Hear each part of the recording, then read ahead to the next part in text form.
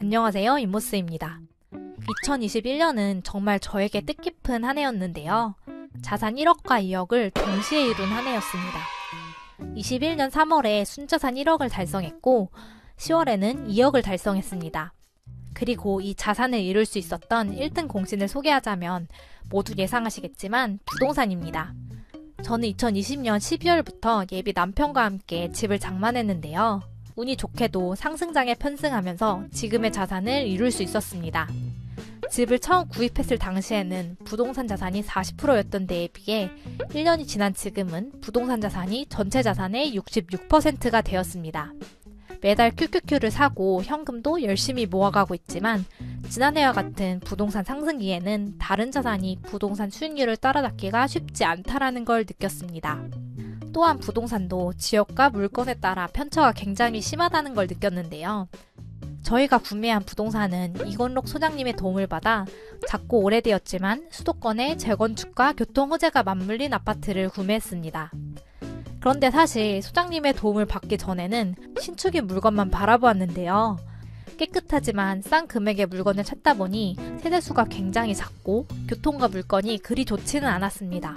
그런데 지금 그 두 물건을 비교해보면 둘 다 오르긴 했지만 상승폭이 2배 이상 차이가 났습니다.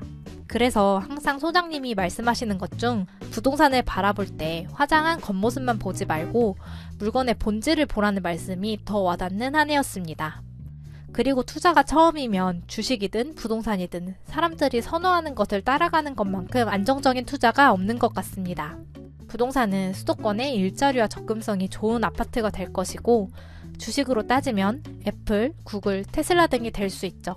그래서 저는 앞으로도 남들이 모르고 나만 아는 대박 투자를 노리는 것보다는 모두가 선호하는 투자를 해나갈 생각입니다. 그리고 올 한 해 제 자산을 지키기 위해 가장 잘한 선택을 고르자면 전월세를 선택하지 않고 매매를 선택한 것입니다. 사실 저희도 신혼을 좋은 집에서 시작하고 싶었지만 자금이 부족한 탓에 현실과 타협을 해야 했습니다. 비슷한 입지에서 전세로 가면 20평 후반 방 3개, 화장실 2개인 준신축 아파트에서 살 수 있고 매매로 가면 20평에 방 2개, 화장실 1개인 90년대 구축 아파트를 선택해야 됐거든요.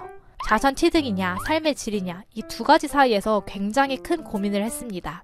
부자 마인드에서 보자면 무조건 매매지만 자금 상황도 그렇고 막상 직접 살 집을 구하다 보니 저도 많이 흔들리더라고요. 하지만 한 달간 사방팔방 뛰어다니며 자문과 도움을 받아 결국 구축 20평 아파트를 매수할 수 있었습니다.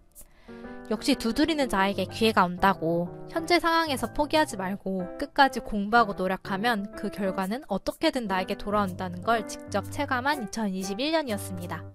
2022년 올해에도 작년처럼 열심히 공부하며 작년보다 더 성장한 제가 되었으면 합니다.